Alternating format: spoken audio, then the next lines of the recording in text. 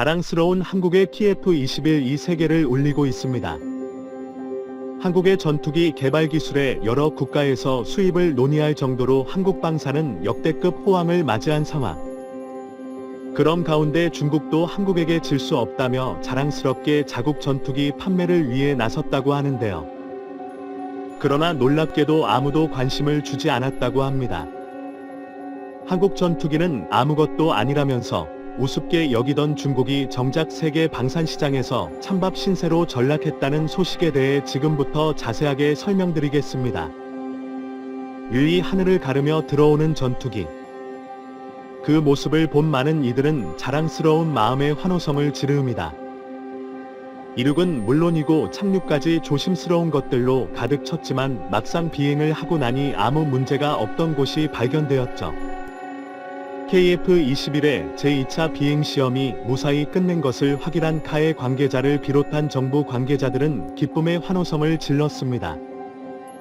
29일 오전 11시에 이륙한 2차 비행은 성공적이었죠. 이번 2차 비행은 랜딩 기어를 올리고 비행했습니다. 보통 개발 전투기 비행 시험 과정에서 비상 착륙 등의 긴급 상황에 대비해 랜딩 기어를 올린 채 저속 비행하는 것이 일반적입니다. KF-21의 경우 2차 비행 때부터 랜딩 기어를 올리고 싶다고도 15,000피트 비행 속도 400km/h와 원외의 속도를 내며 1차 비행과 유사한 비행 기록을 보였는데요. 앞으로 계속되는 비행을 통해 오류를 줄이고 결함을 해소할 예정입니다. 그동안 KF-21에 대해 끊임없이 음해를 가했던 중국에서는 2차 비행까지 마친 것을 확인한 후 KF-21에 대한 유언비어를 퍼뜨리지 못했습니다. 1차 비행은 운이라는 루머가 돌면서 한국 전투기 성능을 깎아 내리던 중국이 2차의 비행의 성공까지 지켜본 후 침묵에 들어간 것이죠. 중국은 한국의 3세대 전투기 KF-11을 심각하게 바라보기 시작했습니다. 그동안 스텔스 전투기를 비롯해 여러모로 중국 기술에 취해 있었던 그들이 한국의 놀라운 기술력을 직접 목도하면서 향후 선적이 났을 경우 한국 공군 전력이 성가실 수 있다는 평가를 한 것이죠. 홍콩 일간 사우스차이나 모닝포스트는 TF-21 이 지역 공군력 균형의 변화를 초래할 것이며 세계 전투기 시장에서도 강한 경쟁력을 갖춘 무기로 급부상할 것이라는 진지한 평가를 내리게 됩니다.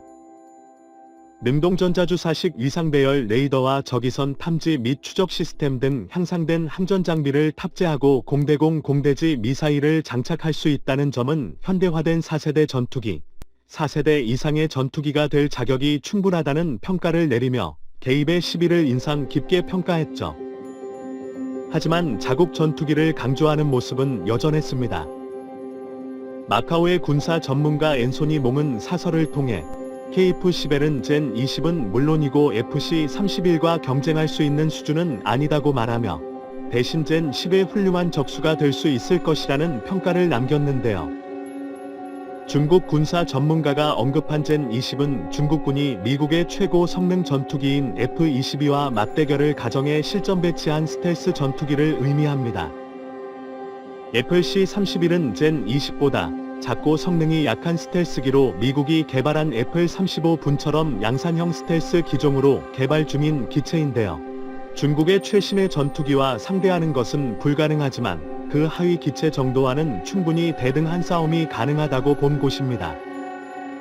젠10은 2005년 중국이 배치한 4세대 전투기로 통상 미국과 서방 국가들의 F-16과 동급 기체로 분류하죠. 임급 실적 젠 20과 FC-30을 드러내며 스텔스 전투기를 자랑하는 중국은 최근 함선에 배치는 FC-31 전투기의 모습을 공개하며 미국과의 전면전에서도 밀리지 않는 강력한 중국 공군의 모습을 대외적으로 드러낸 적이 있습니다. SCMP는 최근 중국 려오닝성 해군기지 활주로에 중국이 개발 중인 FC-31 스텔스 전투기 2대가 서 있는 위성 사진을 공개하며 중국의 네 번째 항공모함이 얼마 남지 않았으며 함재기로 FC-31을 주력 기지로 사용할 것을 보여주었습니다.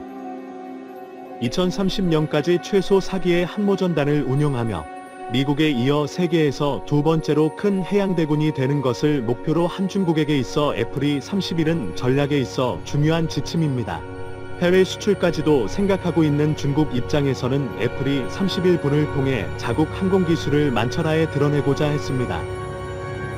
올해 2월 애플이 30의 전투기를 국제시장에 홍보할 전담 사무소를 설립하면서 본격적인 수천 행보를 시작.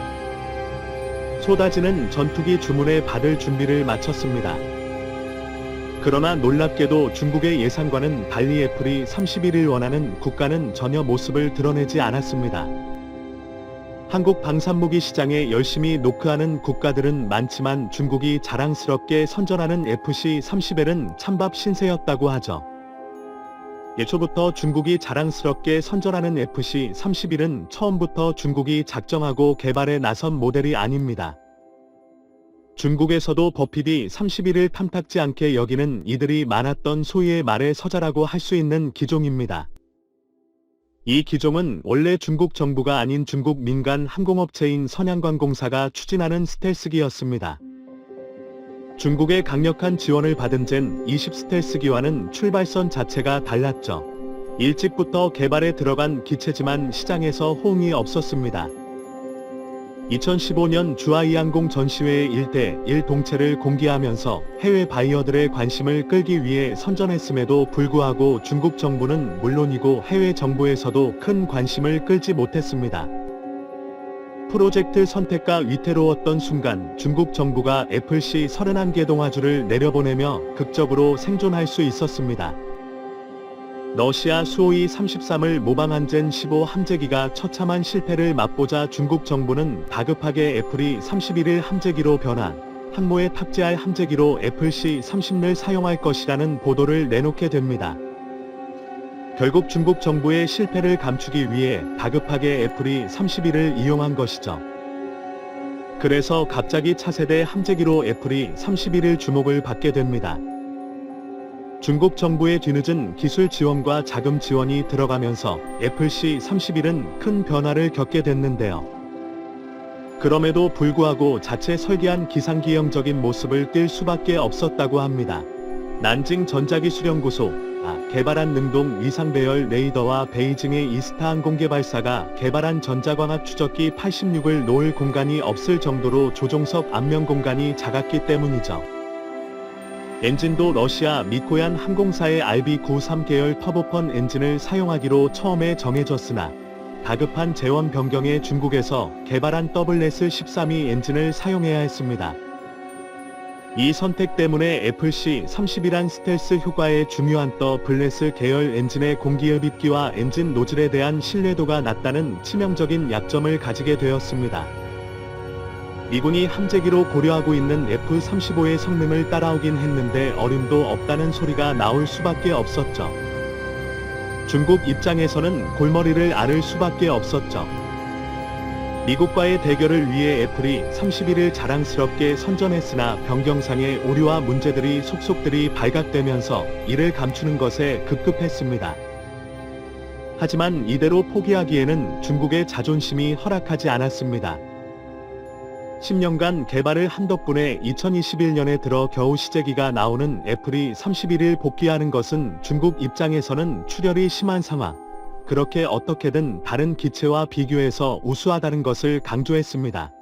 미국의 기체는 물론이고 러시아에서도 비슷한 기종으로 개발된 수호이 75 체크메이트에 대해서도 기체의 신뢰도가 떨어진다고 평가하거나 러시아가 개발한 체크메이트는 카탈로그 재원이라는 평가를 내리며 낮게 평가하는 모습을 보이기 시작했죠. 그런데 한국에서 오케이 했고 20일 개발에 성공하면서 세계의 주목을 받게 되자 다급하게 애플C 31을 높게 평가하면서 KF-21을 깎아내린 것이죠. 해외에서 러브콜을 받는 KF-21 기종과 대결하기 위해 대외홍보 사무실까지 두었지만 막상 반응은 심통치 않았습니다. 결국 중국 전투기의 속빈 강정 같은 현실만 드러난 것이죠. 서방 세계는 물론이고 다른 군사 전문가들도 비슷한 생각을 공유했는데요. 그런데 놀랍게도 중국의 애플C 31개에 관심을 보인 국가가 등장했습니다. 바로 사우디였죠. 이도 언론인 유라시아 타임스는 최근 사우디가 중국의 PC-31에 관심을 보였다는 소식을 전하며 사우디아라비아 리야드에서 4일 동안 열린 무기 전시회의 빈 살만 암세자가 구체적인 액수를 물어봤다는 내용을 보도했습니다. 최근 미국의 증산 요구에 거부 의사를 드러내며 미국과 냉전 상태에 있는 사우디는 중국 무기 구입에 관심을 표한 것입니다. 원래 미국 무기 구입에 큰손이었던 사우디가 미국이 아닌 중국 무기에 관심을 보인 것은 이번이 처음이었죠. 서구 전투기만 구입하는 것으로 알려진 사우디가 이번에는 의도적으로 중국 전투기에 접근하면서 사우디가 미국만을 의지하는 곳이 아니라는 정치적 의도를 전달하는 모습이라며 언론은 이례적인 사우디의 모습에 반응했습니다. 중국 방산 관계자가 FC-31개에 관심을 보이는 사우디를 찾기 위해 사우디 현지에 중국 기술 이전을 위한 공장 설비 투자와 이를 위한 기술자를 파견할 수 있다며 적극적으로 나섰다고 하죠. 중국 무기를 금방이라도 구입할 것 같은 사우디는 그러나 최근 돌연 중국 무기 구입과 관련해 논의를 중단했다고 합니다. 대신 한국 무기 수입을 고려하면서 한국 정부와 접촉을 시도했다고 하는데요. 군사 전문지 제인스 매거진은 최근 기사를 통해 사우디아라비아와 한국 사이에 모종의 거래가 진행 중이며 그 거래의 대상 품목에 KF-21이 있다는 내용을 보도하며 실제로 중국 애플이 30를 구매하려던 것이 아니라 미국에게 경고를 주기 위한 슈라는 사실이 폭로되었죠. 사우디에게 애플이 31을 자랑스럽게 선보인 중국 입장에서는 한국과 거래가 진행 중인 사우디의 위장막으로 이용당할 것입니다. 실제로는 애플이 30를 도입할 생각도 없었던 것이죠.